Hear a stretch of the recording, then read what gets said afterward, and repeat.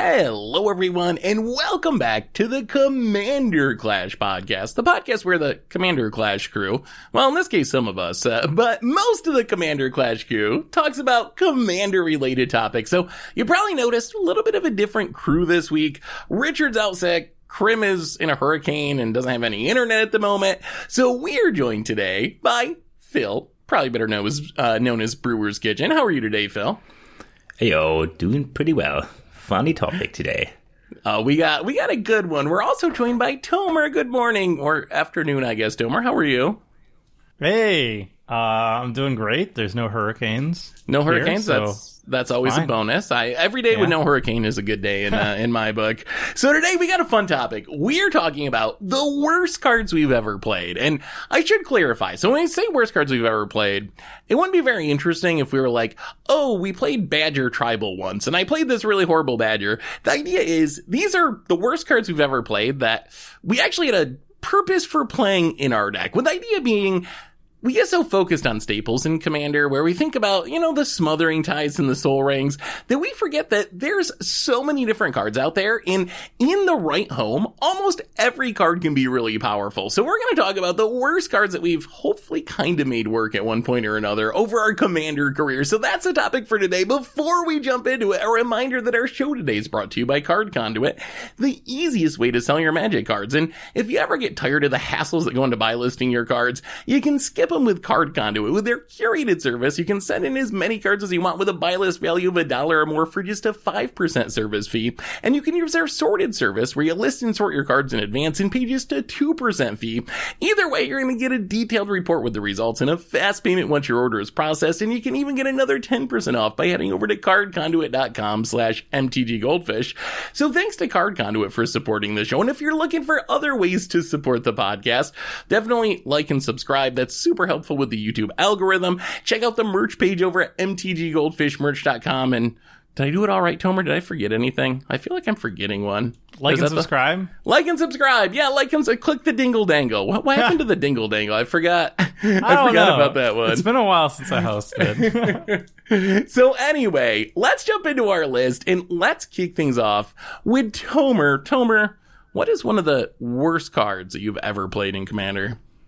All right. I don't have just one card. I cheated. And I have multiple cards that I actively play in one of my paper decks. And they will just ruin you if you play them. So this deck runs two cards are emblematic of the type of things I'm talking about. The first one is Pyromancer's Swath. This is a red enchantment that's 3 mana, 2 and a red. That says, if an instant or sorcery you control will deal damage to a creature or player, it deals that much plus 2 to a creature or player instead, which is a Torbrand effect. Very good. Busted. But then it has another line at the end of any turn, it could be your turn or an opponent's turn, whatever, discard your hand. so there's that. And then the same deck is running this card, Transcendence. It's a 6 mana white enchantment. You don't lose the game for having 0 or less life. Awesome, right? When you have 20 or more life, you lose the game. So you start at 40 in Commander. So if you play this before, if you're above 20, you're just dead.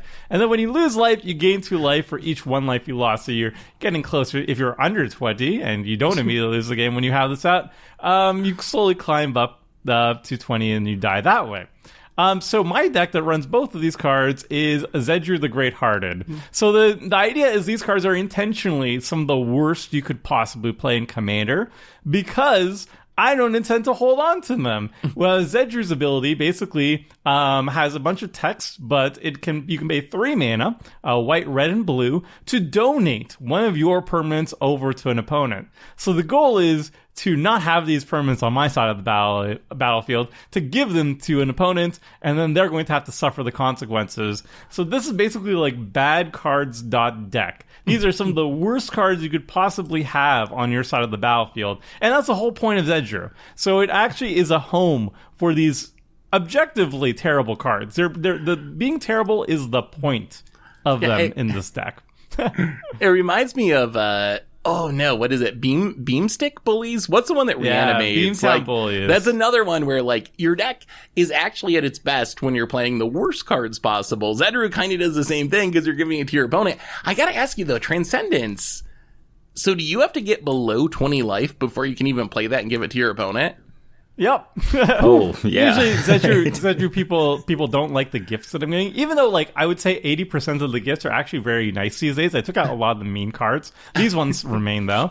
But, like, yeah, if people are hitting me down to sub 20, I just hold on to this as my silver bullet. Be like, all right, you're doing really well. You got me down to 20, bravo. And then I play Transcendence, and I give you Transcendence, and you die. That is brutal. That is brutal. I wonder about Pyromancer's Swath. Could you envision this thing playing any place else? I was thinking because, like, there was a point in Modern, like 10 years ago, when people played it in Storm. It was actually played because you could play it in your Storm turn, and then you would Grape Shot, and your Grape Shots you'd steal 3, and, like, you're never going to go to your end of turn, so what do you care about discarding your hand because you're going to win that turn anyway? Is there any way you, like, Burgi or, like, I don't know, Giora, like, could this actually work in a Storm deck where you're trying to, like, do the Modern thing and triple up your Grape Shot damage or something? Yeah, and then you Aura Brusque as well, right? Oh no, it's just instant or sorcery source. Actually, it's not. Not even it doesn't pushing. actually work. Yeah, it's not it's very specific, but I can imagine it's decent. It's probably still the cheapest effect to add 2 extra damage without any extra hoops to jump through. Like, you can always guarantee that you play this for 3 mana, and then for the rest of the turn, instant sorceries, or for as long as enchantment's on the battlefield. But you definitely need to get the job done the turn you cast it, or else you're pretty much out of the game. But yeah, it's cute. What about you, Phil? Have you played any of these cards? Are you scared of Transcendence now? It's kind of funny how you can't even cast Transcendence. Like, I thought, oh, this is actually so sweet. That's almost very good. But I didn't think that, yeah, if you cast it over 20, you just die. So maybe it's still kind of trashy. How many people did you get with this yet? I don't play the deck too much, so I would say maybe, like, over the past couple of years, maybe like 5 people I got with that's it. good, like, though. That's actually like, happened. Yeah. I have better cards that I didn't mention. Like, Illusions of Grandeur is like 4 mana blue enchantment. ETBs, you gain 20 life. When it leaves the battlefield, you lose 20 life, and it's cumulative upkeep cost. So eventually you can't pay the upkeep cost, and you sacrifice it and you lose the 20 life. That card is actually, like, decent, so I didn't mention it. But that's, like, the primary win condition. It's like, I gain 20, I cast Illusions, I gain 20, I give it to somebody, I bounce it back to my hand, or exile it and bounce it back to my battlefield. So the person who I give it to just loses 20. They don't gain 20 life, they just straight up lose 20 life. And then I repeat that process a couple times, and you die that way. But I think that's too good for this episode. Yeah, somehow we've ended up in a world where Illusions of Grandeur is too good for today's podcast. Yeah. I wonder, what about Pyromancer's Swath to discard your hand? I've always wanted to win with Deck of Many Things. That's still on my bucket list, and I've never done it. And you got to be empty-handed to do it. Could there be any world where you play it because you intentionally want to discard your hand to turn on your Deck of Many Things? Could be. It could break options. It. Could be playing a Madness deck, and for some reason you really need a mass discard outlet. Yes, got him. Very efficient. Let's keep moving on. Phil, what is one of the worst cards you have ever played? So my card is Squallmonger. It's, I think, from Mercadian Mask. For 4 mana, it's a 3/3 creature type Monger. It has an activated ability for 2, no tapping. Squallmonger deals 1 damage to each creature with flying and each player, and any player may activate this ability. That is not necessarily good, but I played it in Mono Green Burn, where the plan was to give me protection from everything, and then cast Hurricane, a Hurricane or Squall Line, or Squallmonger, because all of them deal X damage to each player and each flying creature, whatever. This one with infinite mana and you have protection from everything kills the table. It is a very situational effect, but for this deck it was just one of the most important cards. You can tutor it out with creature tutors. It's very, like, people are usually not scared of it, although in this deck maybe. And I remember, wasn't there this Ifrit or something that I was gonna say also it's pretty good, but no damage. if Ifrit. It's no if Ifrit. That's the It doesn't real. kill That's the real itself, though. all-star. I mean, you can, honestly, even if it would kill itself, you could just stack all the triggers with infinite mana. But still, I honestly kind of think these cards are underrated. So I'm pretty biased probably because I played this Kenrith deck where the theme was like all my cards were things that anyone could activate. And I was playing Zirda as my companion, so I would get to activate him cheaper than everyone else. And the way that game played out is no one else activated any of my cards, but they were actually really strong when I had Zirda out because I could activate them really cheaply. So even though they seem symmetrical, like they're going to benefit everyone, in practice, it turns out that people don't have the right colors of mana for some of them, or they just don't want to pay so much for some of them. There was, I'm trying to find the exact card. It was Endbringer's Revel, which is 4 mana. Any player can play it to return a creature from your graveyard to your hand, only as a sorcery. And when that was just 2 mana with Zirda, I actually got a ton of value out of that, but no one else would activate it because they didn't want to spend 4 mana. Yeah. So is there any chance these effects, like, I don't know. My experience has been as well that they could actually be good in the right deck. Do you think they could be underrated, Tomer?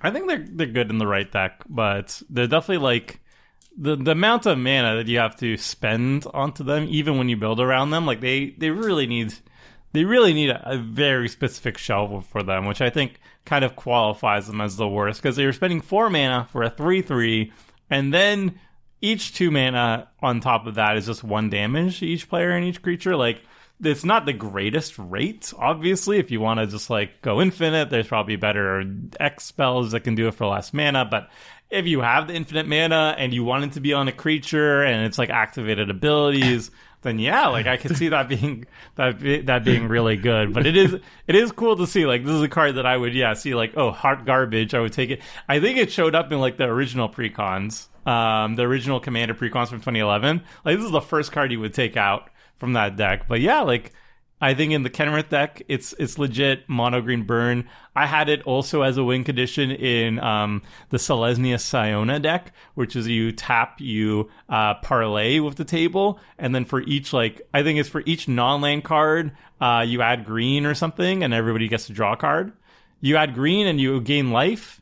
So any of that. Anyways, you gain a bunch of life, you like tap and untap her like a billion times, you float a whole bunch of green mana, and you gain a whole bunch of life, and then you hurricane them down, or squall them down, or squall-monger them down.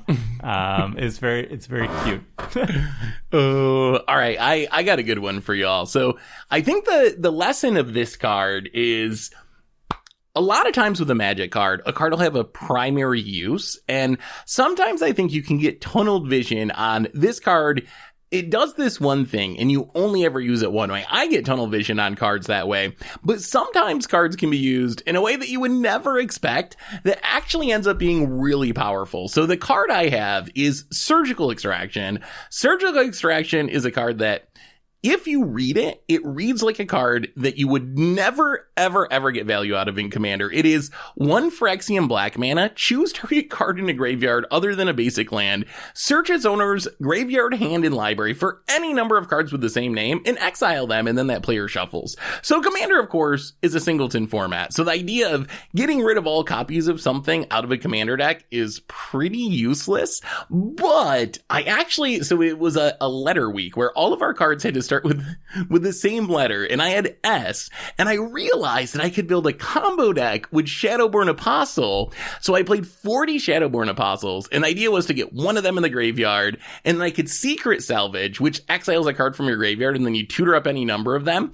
and then discard the rest of my Shadowborn Apostles to hand size, play Sir Conrad, which was my commander, and then surgically extract them to kill the table on the spot by having all these cards removed from the graveyard for Sir Conrad damage.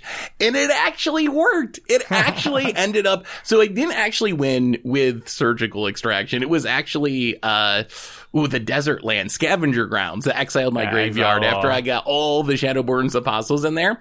But I think it's hard to imagine a worse card for Commander than Surgical Extraction. But in that one really super narrow specific set of circumstances, it was actually like an all-star and one of the best cards in my deck. So that deck I was pretty happy with how it turned out, because was just such a ridiculously janky kill, and Surgical Extraction was part of it. But it's hard for me to envision, outside of Shadowborn Apostles, another place I'd want to play Surgical Extraction. Is there any place, Tomer or Phil, that you could play this card other than that?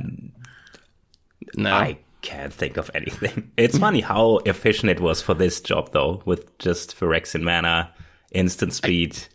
It really was, I think, the best way to do that one certain job, which is exile as many Shadowborn Apostles from your graveyard as possible. It's the best card in Magic. Yeah. It exiles them from your library as well, but that doesn't really do anything. So you got to first get them in the graveyard to trigger a Sir Conrad. Yeah, but so that Scavenging Grounds costs mana. Like Bojuka Bog is the only other thing that you could do. There are a couple cards. I think Bojuka Bog is the only one that also can exile all of them for free, but you still have to play your land for it. This one is like instant speed, 0 mana. Yeah, like, that's simply the best. I mean, I guess you could also just fizzle some recursion with it, or reanimation. Yeah. Like, even if you ignore the rest of the text of getting rid of all the copies from everywhere, if someone goes to reanimate something or Eternal Witness something, you could just be like, 2 life, exile it, you don't get to get it back with Eternal Witness. So I don't think it's worth it to play it that way. No. We don't even play like good Graveyard Hate, so I don't know why you'd play Surgical Extraction, which is pretty bad Graveyard Hate. But yeah, if you ever want to get rid of all your Shadowborn Apostles, keep Surgical Extraction in mind.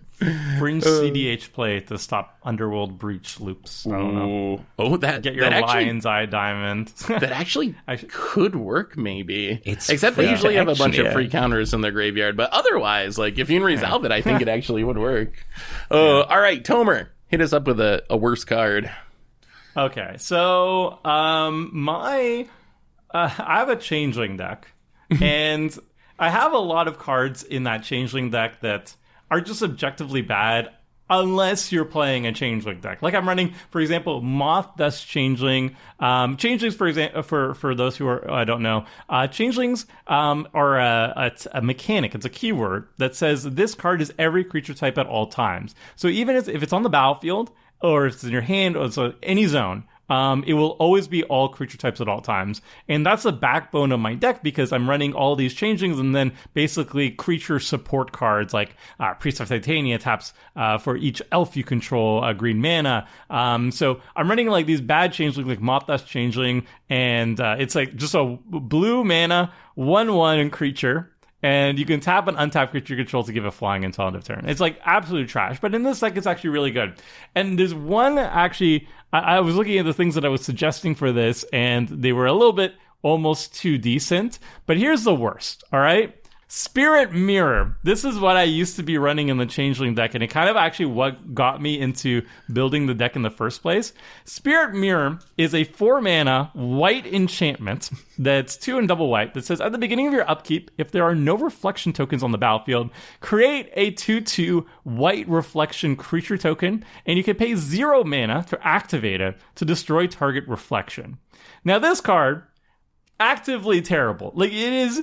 I cannot think of a deck that actually would run it outside of this particular Changeling deck because I have cards that can actually turn all my opponent's creatures into changelings, aka reflection. So I have a Meeboy Changeling. It's a creature that taps, turn target creature into a changeling. So you can turn it into changeling, and then for 0 mana, boom, I just activate the Spirit Mirror. It's a reflection, it dies. But then there's cards that are like Shields of Veil's Veil. All of target players' creatures are changelings until end of turn. And then you just, for 1 mana, for 1 white mana instant, I turn all your things into changelings. And then 0 mana, I activate Spirit Mirror. Bam, bam, bam, bam, bam. All your changelings, all your creatures are now dead. They're reflections, and guess what? They're all dead. So that's like the silliness of a changeling deck, is they can take these cards that are absolutely garbage, and they can make them actually kind of scary.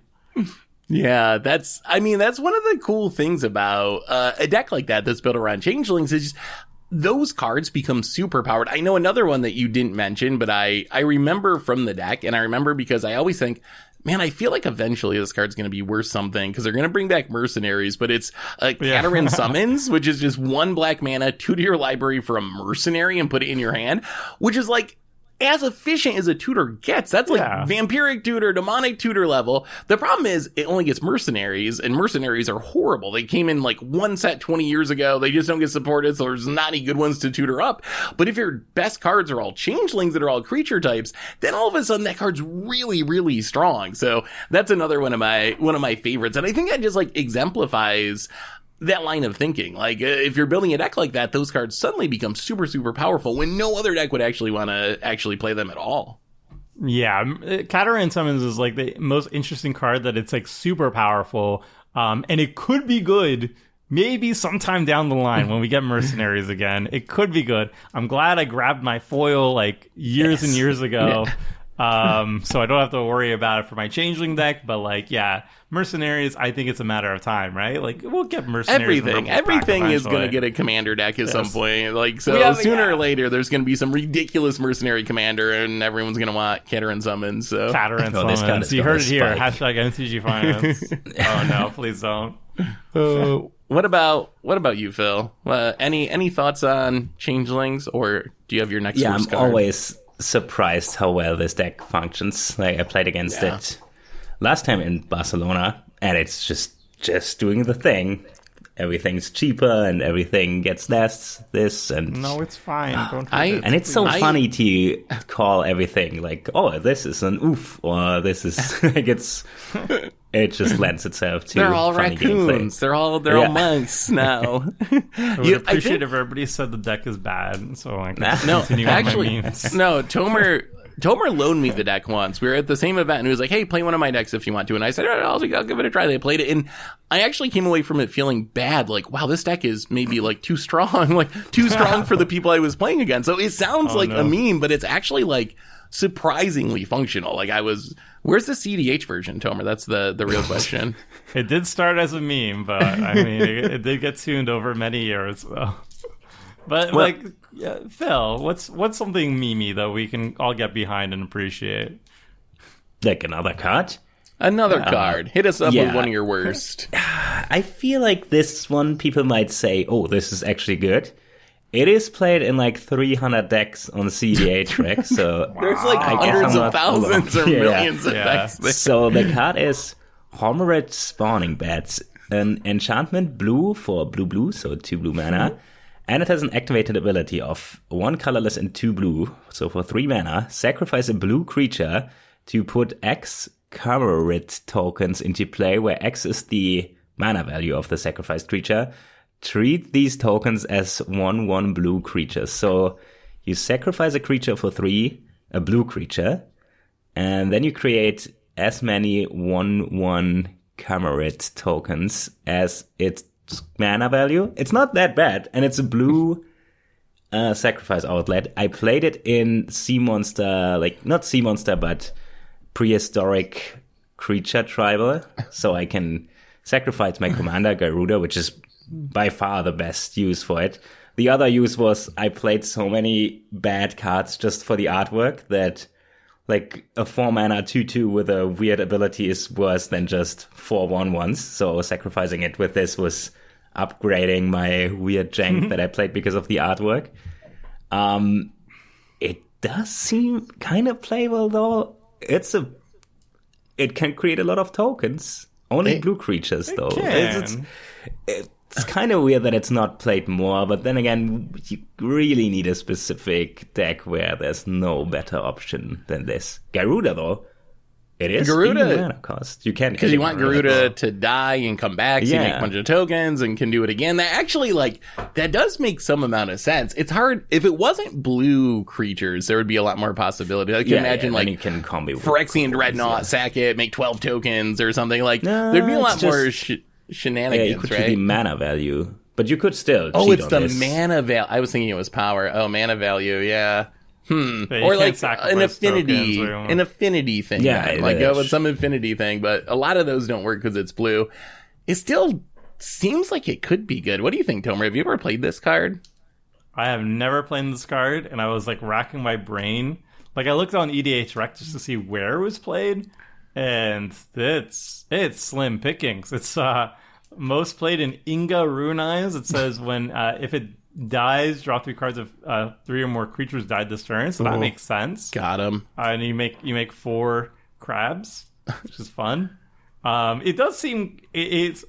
I think this is a card that is very interesting if you're like specifically mono blue aristocrats. Like, then you. That's need, the problem, though, right? Like, Psycho. isn't blue maybe the least supported color for aristocrats? Like, So I There's some have an aristocrats deck. I have Min Wily Illusionist. It basically you make illusion tokens, and then when they die, you get to cheat permanents from your hand onto the battlefield. So I actually I run like Astronaut's Altar. I run like Culling Days, Skull Clamp, and like a bunch of ways to like Witch's Oven, a bunch of ways to sacrifice them. But they're tokens. I have to sacrifice tokens, so this is not. It wouldn't work with that. So. right. Yeah, and I think this is like a card that like eventually we will get like true mono blue aristocrats, and this will have a time to shine. But even so, like you still have to pay 3 mana to activate it. So it's like it's competing with like Astronaut's Altar and stuff. But I'm curious what a Camerid is. Do either you? and what the tokens look like. the crab people. I actually, so I tried to Crab Google people. this because I was curious, and all I see is Hammered Spawning Ben and Magic Token. Like, did Wizards just basically- make up the word Camerid and put it on this card? No. I think they did. It's been like since the beginning of the game. I think at least of like Legends. They're basically just like they're literally crab people, but they're not even like. They don't even look very humanoid. I don't ever think like they kind of like walk. Are they like they're Zoidbergs? Yeah, but weird. that's the Homerids. Is this a but not Zoidberg? the Not even Zoidbergs. Camerids. They're Maybe- native to Dominaria, I remember, and they did show up in like Dominaria United. Like if you remember the card Shore Up, kind of saw a little bit of play. Like uses giant crab. Like that's a Homerid. They're just giant crab people. Maybe Camerid's like a baby. It must be like a Maybe, baby yeah. Homerid. That would make based on the flavor. Camerid. Like Yeah. Homerids are like the adults, and then they have Camerids, and then they grow up into Homerids. I don't know why we care Is there about any even of this, a but Camerid? We need there's only the 2 Fallen cards in Empire's Magic lore for this. there's only 2 cards in Magic that can do this. One is Homerid Spawning Ben, and the other is Cypridian Empire's Volume 7, yes. which can make Camerid tokens, blue Camerid so tokens. I looked at the wiki. They're infant Homerids. They're called Camerids. Yeah. Hey, all right, Hey. baby, You're right. baby You nailed Homerids. We got there. All right, I got a good one for you. So I'm going to move on to my next worst card, and this is a card that I legitimately thought was good at one point, and I think that speaks more to me being very bad at Commander than anything else. But that is Magnifying Glass. So Magnifying Glass, it's a 3 mana rock. It taps to add a colorless mana, but it has the all-powerful ability of pay 4 mana to investigate. So if you go back to the early days of Commander Clash, I was a really big believer in drawing cards, to the point where I thought that Magnifying Glass was like a legit staple, because what happens if I got nothing better to do? I run out of cards. I can always pay 6 mana and tap my mana rock. So I guess I'm kind of paying 7 mana to draw a single magic card. So if you go back in my deck list, I would play this in essentially every deck. I think eventually Tomer and Richard and everyone talked me out of that actually being a good deal. But I would but lose yeah. my mind. Oh, Tomer would get you would so do it in Commander upset. Clash. I'd be like, oh my god, is there anything like you have like 5 cards in hand and you're like, wow, I guess I just pass There's the turn. there's Pay video 6 mana. proof of just like, yeah, pass the turn, pay 7, crack the clue, and draw I would cards. lose my mind on how much you love this card. I would be like, there's no way you have anything better to do than this. So the thing is, like, yes, this card is really bad. Yes, I did play it all the time, but I The preview still card, too. kind of, it was our preview card. I think I our first almost ever put it in a preview deck card. recently. Did you? What deck did you almost put it in? I'm Yeah, curious. so in my Don't say Lotus. paper Manios Kalga deck, I really want any chance I can get to create a token at any point of the game. So I try, like, in the end, I landed on the Stranger Things flip land for this, because this also has 4 mana tap, make a clue. This one almost made it in though. The problem is with Manios Kalga, you're usually not empty-handed enough to spend 7 mana, or I guess just 4 mana or 5 mana to make a clue. It's 7. You can get it on lands though, and Mirex makes a token for 3 mana, so it's outclassed. But I had it on my list, not on my final deck list, but I thought about it. You Didn't considered make it, though. That's- Not in 2020. Someone considering it's probably closer to magnifying glasses gotten to playability in the last few years, I think, since I stopped playing. I think the other reason I stopped playing is, like, I still believe in 3-mana rocks with upside, but we just get a lot of them now. So now I can play like the Celestis, which maybe 5 years from now when we do a podcast about the worst cards we played, I'll be saying, I used to put the Celestis in every deck and it's totally not worth it. But but I've still, I've kind of upgraded to those other cards. But there was a time when I did play it. And I think one of the lessons I've learned about Commander is, and I hate to say this, but card draw is like a little overrated, or it was a little overrated by me. I still love drawing cards, but if you can't actually cast the cards you draw, it's kind of like you didn't actually draw a card. Like, the cards in your hand doesn't actually do anything. It's cards that you put on the stack or on the battlefield. So over the years, I've learned that maybe paying 7 isn't actually worth drawing a card, because if you're paying 7 to draw a card, you don't have any mana to actually do anything with those cards you're drawing. So I think that's a little philosophy change for me playing a Commander. I still want a full hand, but I actually want to play that hand instead of just having a full hand. I think to piggyback on that, I think that, like, especially in 2023, people are really opening to the fact that, like, mana efficiency is so key in Commander. Where, like, yes, you don't want to spend 7 mana. Like, drawing cards is good, but you don't want to spend a lot of mana to draw cards. You want to focus on ways that are more efficient, more mana efficient to draw cards. So then you can cast those spells. Your mana advantage and card advantage are the two most important things. Being as mana efficient as possible, doing whatever you're trying to do is really important to just, like, curve out properly and actually have impact the board as well as keeping your hand full. That's why I've been, like, a big hater on, like, this card still sees a lot of play. It's Dawn of Hope, but this is, like, just an example of a card that, like, I thought was trash and I still think is trash, and it's only gotten worse over time. It's like, it's for life gain decks. People say, oh, well, like, it's a white life gain card. It's a shaman. Whenever you gain a life, you can pay 2, you can draw a card.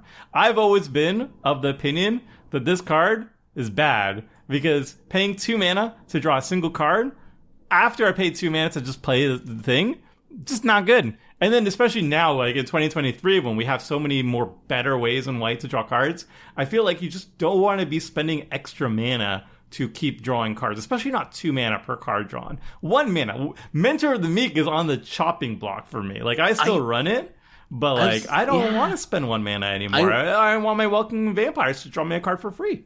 I was going to say, like, Mind's Desire. I remember, like, Mind's Desire was like a staple to me back in the day. Yeah. Or Mind's Eye, yeah. Mind's Eye, you just, whenever your opponent draws a card, you can pay 1 to draw a card. I would jam that in literally every single deck.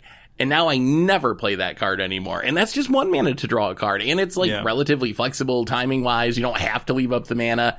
So I think you're right. Like, what kind of card draw do we want then? If we're going to say this kind of card draw is bad, are we looking for, like Rhystic Study's obviously busted, but, like, stuff that just repeatedly is drawing you a card for free? Is that what we're looking for? You get it on the battlefield? Like, I'm going to say Phyrexian Arena and you're all going to yell at me, but, like, is that what we're looking for? Or you want the burst, like the Painful Truth, Richard, draw 3 for 3, Secret Rendezvous? What do you focus on if you do want card draw in your deck?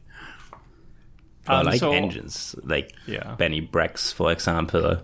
I recently built a Boros deck, but tried to put as much card draw as I can in there. And I'm at a point where I just draw an extra card every turn from, like, Tokasia's Welcoming Vampire. I don't play the Mentor. I do play a multicolor deck, so I have to be a little careful with monocolor cards. But Mentor paying 1 mana extra is already... Yeah. But stuff like Benny Brex and Tokasia's Welcome, just... consistent. That'd be like Welcoming Vampire too, right? Kind of in that same range. Like, so once you get on the battlefield, it's free and repeatable. Yeah, like, I still like Mentor, because if you play a token deck, you could literally draw, like, 4 cards in a single turn, where Welcoming Vampire is just 1. But, like, it is definitely on the list of, like, things that I'm putting in less and less. And eventually, I think we're just going to get a Mentor of the Meek that just straight up, you know, draws you that many cards without the mana associated. I think we're like a year away from that or something like that, from a Power Cup version. And I think that's fine. But yeah, I do look for, like, incremental draw and burst draw, mostly incremental draw, but, like, being mana free on drawing the card is, like, the big thing. They're usually synergy pieces. You know, they work with the deck and they reward you by if you do your thing, you get to draw a card, and you get to draw a card without paying additional mana. That's the important thing. Is not paying more mana. So I can cast the spells that I'm drawing. That's, like, the big thing. But I have one more question for you about Magnifying Glass before we move on. So you just said a minute ago that in Commander, like, it's all about mana advantage and card advantage. Shouldn't this be, like, amazing? Like, it generates mana and it generates card advantage. What am I missing with my past Magnifying Glass logic? It's just, like, too expensive? Is that... What if it costs 2 mana to investigate? Would that be enough? Would that make it a good 3 mana rock? Maybe. I might play it. Maybe that's like on the fence. So then you're paying like 3. I guess you're still paying 5, right? You're paying 2 to tap it, 1 to tap the Magnifying Glass, and then 2 to draw the card. Yeah. To be fair, in my deck, I don't need to crack the clue to draw a card. So if you have to crack, I guess that makes it better.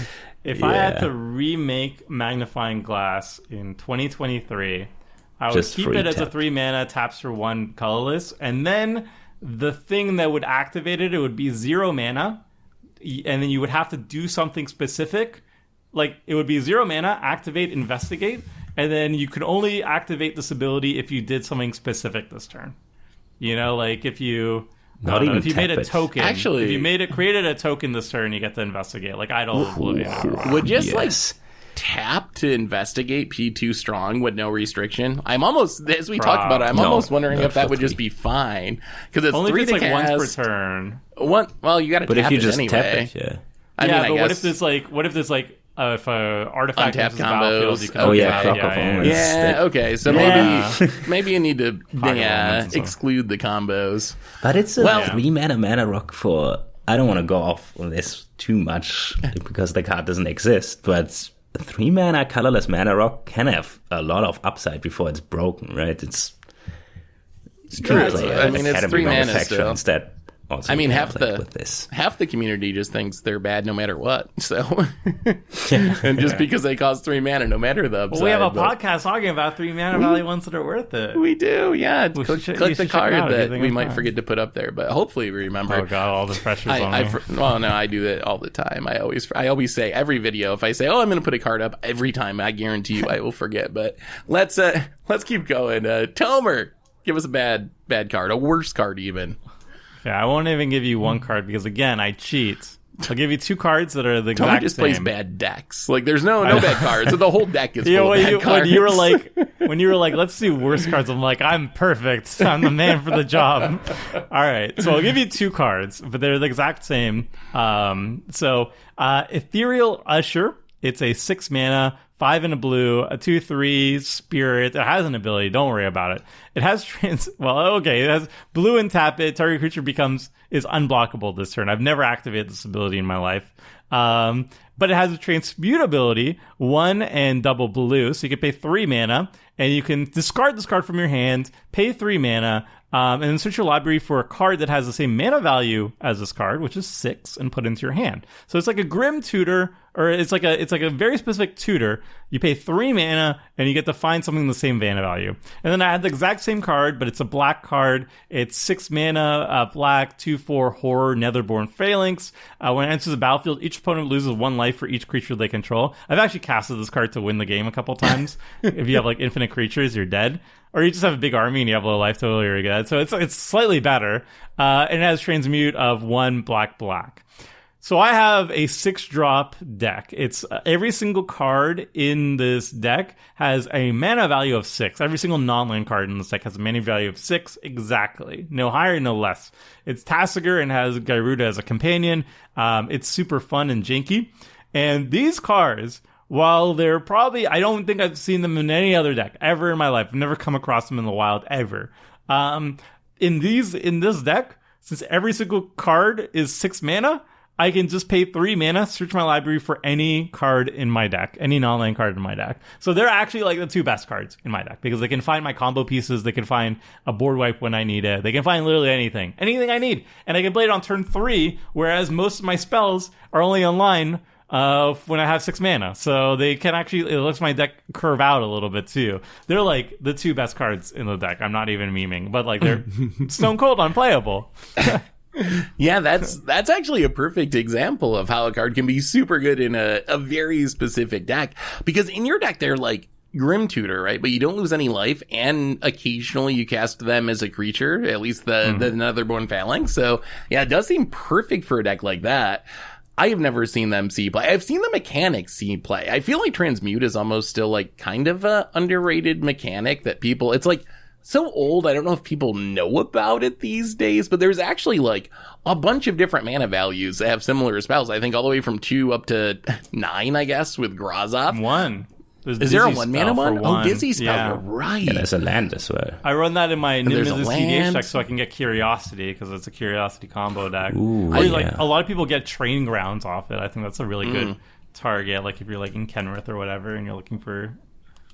Yeah, I feel like I should play more Transmute. I always forget about it. I don't ever think about putting it in my deck, but yeah, it is a pretty powerful mechanic. I guess Muddle the Next Year is probably the one I see the most. Yeah, that's the most playable, I think. Like, most of them are garbage. Like, if you don't want to cast them as actually spells. But Muddle the Mixture, I actually think, like, it's 2 mana. It's like counter spell, but it can only counter instants and sorceries. But, like, that's fine. There will be situations where you actually cast it. And then you can transmute for 3 and, you can find another tutor that gets whatever you want with it. Yeah, or an you can find arcane the demonic signet. tutor of it. And you just keep going, yeah. What were you going to say, Phil? It's kind of like an MDFC, but not a land on the backside, but a spell. Yes. But just a 2-sided card. I can't imagine Netherborn Phalanx just cheese people out of the game. It's like the Rakdos charm that sometimes kills people. Yep. So I really like this one. And I mean, in the 6-drop deck, obviously, that just tutors the entire deck. That is beautiful. All right. What about you, Phil? Give us another worst card. Yeah. So the other cards were cards that I played, but they made sense in the deck. This one I try to play in a lot of decks. Usually when I play against Crim, I have never cast it though. It is Seed Time, the best and worst card at the same time. If you cast it, it's probably the best. 2 mana, 1 and a green. Play Seed Time only during your turn. Take an extra turn after this one if an opponent played a blue spell this turn. I really want to get Crim with this, but it never happens. I played it, so I looked through my deck list for this podcast from Commander Clash and looked for weird cards. And this one showed up a bunch, but it never showed up on this deck so far. So it is certainly the worst card that I played the most, but never cast. It should be. I usually don't like extra turn spells in Commander, but this one. Oh, the payoff. It's got to be so glorious. How can you get mad if you get Seed Time? Like, if you deserve it. Like, it even makes your opponent, like, counter your spell. But I guess it doesn't have to be a counter spell. But casting a blue spell during your turn is most commonly going to be countering your spell or bouncing your thing. So it's kind of like the blue player does it to themselves to some extent. I almost wonder if this is even a bad card. I was trying to look up when I knew this was going to be on our list. Like, blue, I think, is the most popular color in Commander. If you ever look up just like the most played colors, 5 color is the most popular, but like most popular 3 color combinations are Esper and Grixis. 2 color, it's Dimir is the most popular. And then blue is the second most popular mono color behind black.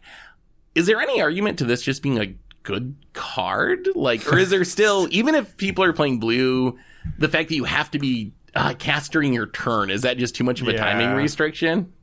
I think it's worse in casual because there's actually, believe it or not, I've noticed there's a big stigma against counter magic in casual games. Like, people will run like 2 counter spells, they'll run like they're fierce in the mana drain, but they're not going to be going full Crim, where they're running like 20 counter spells and they're ready for any threat to breathe too loudly to counter it. Most people don't run that many counters, so like you have to be against blue, which is fine, but then you have to be against a blue player who runs a decent amount of counter magic. Otherwise, this is going to be sitting in your hand a lot of the time. And I guess Phil have noticed that even against Crim, who's like that's the problem. super blue. It's already the best situation for it. Like, Crim loves to counter my cool spells, but then I have to draw this. That so it's far going to be glorious. I think it's worth it. Like, it doesn't matter how many times it's a dead card, because it's going to be a dead card a lot of the time. I think probably in CDH, probably it has a more likelihood of showing up. But even so, like, if somebody counters your, like, if somebody uses a counter, that's probably they're countering your game-winning thing. So if you get countered on your game-winning thing, and then you're like, oh, I'll take an extra turn, it's like, okay, whatever. I mean, it's not like you're going to win now. It's you're just saying you get to draw a card and play a land, I guess, maybe. Yeah, the classic Explorer.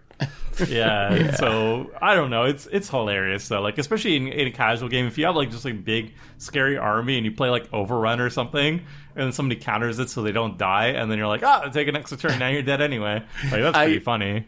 It is pretty funny. I got to ask you, Phil. So let's say eventually you pull it off. You get the seed time. You get the extra turn. It is as amazing as you hope. Do you take it out of the deck the next day? Is this just like a one-time achievement thing, or do you think honestly, okay? It's. I mean, at this point, I played it in like 6 decks or something. I just never have it in the. It's He's just such got a whole dead stack card. of seed times floating around his apartment. Just a stack. I don't have it. The problem in paper, it does cost some money. It never got reprinted, and technically, it's a time walk. But I'm very super technically, bummed. if it's on the stack, foil version, it was Rebecca Gay. I love the art. The art, It's yes. it's like $50. Like it's kind of wild that it's like so expensive because it's like not playable. And then I checked the price not recently, it's like costly. 110. Like Yeah. what's going on? He was like, "This art's cool." It's got to be the classic Rebecca Gay art. But yeah, it looks pretty cool. all right, I got another. I've been Worth it, going back and forth on which one to pick for my third pick, but I think I'm going to go with Bullwhip, just because this one even caught me by surprise. So Bullwhip is a 4-mana artifact that is 2 mana, tap it, deals 1 damage to a creature, and that creature must attack this turn if able. That is absolutely horrible. Like, you're paying 6 mana for the first damage, and then even after that, it's still 2 more mana. So that's, I guess, the price you pay for colorless burn, essentially. So I played this in a Wrath theme deck. We were doing, like, block weeks, where all your cards had to be from a certain block. So I was doing Earth Planner week, I think it was, from a certain plane. So I was Wrath. Yeah. So I had this Bullwhip deck, and it just happens that there's another card from that block called Pit Spawn, which is also probably deserving to be on the list of worst cards I've ever played. It's a 7-mana 6/4 first striker that you have to pay 2 black mana during your upkeep or sacrifice. But if any creature is damaged by it, you exile it. It gets removed from the game. So for, I don't know, 1999, maybe it was a decent creature, but by current standards, a horrible creature. Well, it turns out Bullwhip plus Pit Spawn is actually a really good combo, because you can activate Bullwhip and force your opponent to attack, and then you block with the Pit Spawn, and thanks to First Strike, it just exiles it. So if I remember the game, someone was playing like Theros, and they had all the indestructible Richard. gods, and Richard was going to run away with the game, but it turned out that I could just keep bullwhipping his indestructible gods, and they had to force attack into the Pit Spawn. And eventually the infamous Bullwhip Pit Spawn combo actually beat the indestructible gods of Theros. So that one actually I was not expecting it to be as good as it was. And I definitely wasn't playing it intentionally to be a combo. And that's one of the joys of Commander, right? Is like you build these 100-card singleton decks, and as you play them, you find these synergies that you didn't even realize as you were building the deck, and they end up being really cool. So Bullwhip for me will forever be a classic, like, horrible card, just because of that one game where it just happened to all come together perfectly for it. I would say that was like one of my all-time favorite Commander games. It had Spice 8 Rack as the guest for it. We were all playing these garbage flavor decks. It was wonderful. Like I was playing vampires, Richard was on Theros, and you were on Wrath. I think the editor made that deck, the Wrath Yep. deck, because obviously only he could pull such a wizardly thing. And you were running like just garbage cards. There was also like Vati Il Dale. I think That was the your commander, yeah. It was like making the toughness of creatures 1, so you could bullwhip Combo. them for 1 damage. And it was just like it was popping off. I've never seen such stupid cards perform so well. The best performance from a horrible deck that I think I've ever had, for sure. Like it just all came together, and it was absolutely glorious. It's one of my favorite Commander games as well, I think. So yeah, that one. I do you remember that one, playing Phil? Bullwhip as a kid, and I think I thought it was good. I think maybe it was I when you were a really kid. remember the. It might be. Maybe it was actually just good back But then. I played That is it, so possible. I got an Won old ones collection repeatedly. from my cousin back then, and it was around Mirrodin time, so I actually can't imagine this being even close to power level. at the time, but I don't know. We played kitchen table Magic. Maybe I just played against a bunch of X1s, or I did the attack me trick. It doesn't even go. Like, the opponent will just attack you if you don't have the right blocker. That's why I have the pit Oh, spawn. yeah. Right. Yeah, That's why you gotta have the, the combo. Yeah. Like, I don't think the card's good. Like, I think Goad is just like straight up. There's a lot of Goad cards that will do this just way better. Or there's like Bidem Thassa that's 4 mana, blue. You draw cards and then you can activate it for 2 to make all your opponent's creatures attack. There's way better ways to do it. But if you're like in a Wrath Planar deck, like there's no better than There's not many options for Wrath Planar. That's that's for sure. Yeah. All right, Tomer, I see one more. I see one more on your list. Give us your last worst card. What? Way down at the bottom. Oh, wait. Nope. No, that says don't mention. Oh, I'm sorry. I thought you wanted to mention that one. Because I knew Krim would, if Krim was here, because we thought maybe Krim would be showing up on the recording. I just wrote a note for him. I won't mention Cauldron because it's good. Okay, So, I misread it. I thought you wanted to make sure to mention Cauldron before the cast ended. My last one is Sword of Body in mind, but I've never played it because I have my limits. Sword of Body, imagine. I actually did have one more that I was going to mention. I have a bonus one. This one, like, it kind of fell apart because of one of yours was actually Pyromancer Swath, which has the downside of discarding your hand. But I convinced myself at one point that One With Nothing, like, which is known as the worst card ever printed or worst rare ever printed, which is just 1 mana instant discard your hand. I convinced myself that would actually be worth playing in a Hakan deck because I thought, okay, I got to get Hakan, which is the weird zombie knight commander that you can only cast from your graveyard. So you have to like get it into your hand and then get it in your graveyard and then you can cast it. So like, oh, this would be great. I'll just get my Hakan into my hand with like Command Beacon or something. And then I just One With Nothing myself. And then I can Hakan from the graveyard. And I want my stuff in the graveyard anyway because Hakan lets me cast knights from my graveyard. So maybe One With Nothing is actually just like really good in Hakan. It turns out it wasn't really good in Hakan and it wasn't worth it anyway. But for a brief moment, I talked myself into One With Nothing being a good card. And as a bonus, I also had the Deck of Many Things. So that was my backup plan. Maybe I could finally get that Deck of Many Thing win. Maybe Deck of Many Things should actually just be on my list of worst cards. Because every time we talk about it, it's me playing a horrible card to try to win with Deck of Many Things. I mean, it's definitely possible to win, but like, and we could say that about every card. That's definitely an honorable mention, I would say, for the One With Nothing and also Deck of Many Things. Yeah. I'm still rooting for the win on that one, though. Someday. Did you ever get a win with it? You did Against Odds, right? So Phil did a video where he won with it.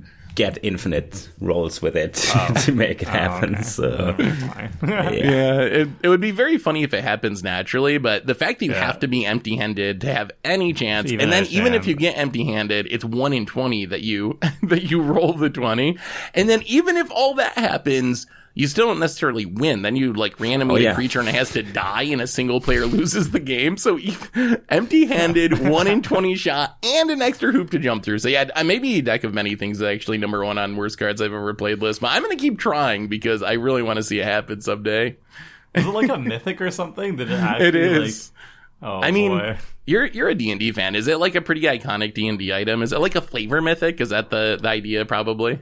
It's like it's the idea of like legendary artifacts, like basically the idea of like legendary as a card type, like that's bestowed to like a couple of things that are very popular in the mythos, and they've been in all editions of D&D for like decades now, so they keep showing up again. Deck of Many Things, that one in particular. It's a cool card. It is not a good card, but it is not it a is good cool. finisher. No, it is not. Anyway, I think that brings us to the end of our worst cards we've ever played podcast. So now that you've heard our worst cards, I'd love to hear y'all's worst cards. I'm sure there's some cards that look really bad, but you have the perfect deck for them, or they've worked out that one time in an amazing way. So definitely let us know in the comments, what's the worst cards that you've ever played that were actually good in the deck you were playing or in the situation you were in. So thanks for listening, everyone. Again, make sure to click the like and subscribe button, all that good stuff. Check out Card Conduit, check out the merch page, and we'll be back next week to talk even more Commander. So until then, have a great week, and this is a crew signing out.